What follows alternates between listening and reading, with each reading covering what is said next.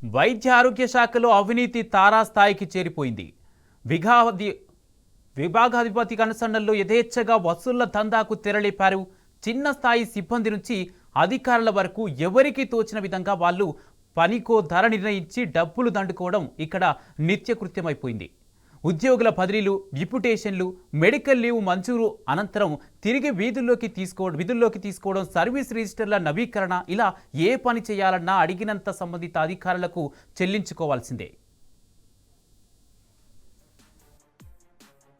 అవినీతి అవకతవకలకు రాష్ట్ర వైద్య ఆరోగ్య శాఖ కేంద్రంగా మారింది. ఆ శాఖ కీలక విభాగాధిపతి కనుసన్నల్లోనే అధికారులంతా ఒక్కటై యథేచ్ఛగా అక్రమ వసూళ్లకు తెగబడుతున్నారు. ప్రతి పనికి ఓ రేటు చొప్పున ఆమ్యామ్యాలు పుచ్చుకుంటున్నారు. వరుస అవినీతి ఆరోపణలతో గతంలోనే ఆ శాఖకు చెందిన ఆ కీలక విభాగాధిపతి సహా 7 అధికారులకు సర్కార్ షోకాజ్ నోటీసులను సైతం జారీ చేసింది. అవినీతి బాగోదంపై విచారణకు అదే శాఖకు చెందిన ఓ ఉన్నతాధికారిని సైతం ప్రభుత్వం నియమించింది. అయినా ఆ శాఖ అధికారుల తీరులో ఏమాత్రం మార్పు రాలేదని విమర్శలు వెల్లువెత్తుతున్నాయి.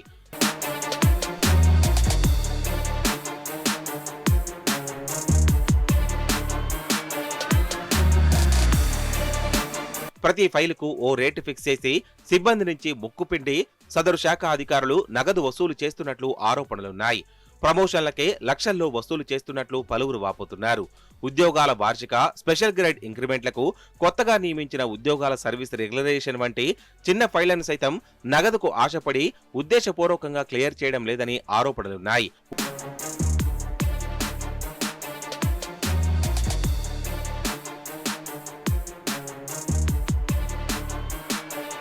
వైద్య ఆరోగ్య శాఖ కీలక విభాగాధిపతి తీరు అదే శాఖ పెద్దలకు సైతం సవాలుగా మారింది. ఆయనతో పాటు కొందరు అధికారులపై గతంలో ఆరోపణలు తీవ్రమవడంతో ఆరోగ్య శాఖ ఉన్నతాధికారులు షోకాజ్ నోటీసులు జారీ చేశారు. చర్యలకు సైతం ప్రభుత్వ పెద్దలు ఉపక్రమించారు. ఇక తనపై వేటు తప్పదనే భావనకు వచ్చిన ఆ కీలక విభాగాధిపతి పీఎంఓలో పనిచేసే తన సోదరుడిని రంగంలోకి దించి చక్రం తిప్పినట్టు తెలిసిందే. సదరు ఉన్నతాధికారికి షోకాజ్ నోటీసులు అందినా అవినీతి ఆరోపణలు పెచ్చుమీరుతున్నా లెక్క చేయకుండా మళ్లీ అవినీతి దందాకు తెరలేపినట్లు ఆరోపణలున్నాయి.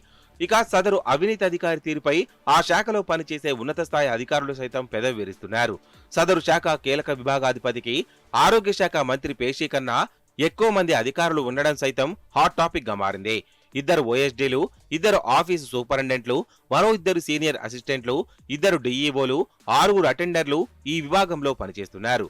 ఈ శాఖలో అవినీతిపై ప్రభుత్వానికి పెద్ద ఎత్తున ఫిర్యాదులు అందుతున్నట్లు పట్టించుకోవడం లేదు. అయినా అతనిపై చర్యలు తీసుకునేందుకు ప్రభుత్వం మేనమేషాలు లెక్కించడంపై అనేక అనుమానాలు వ్యక్తమవుతున్నాయి.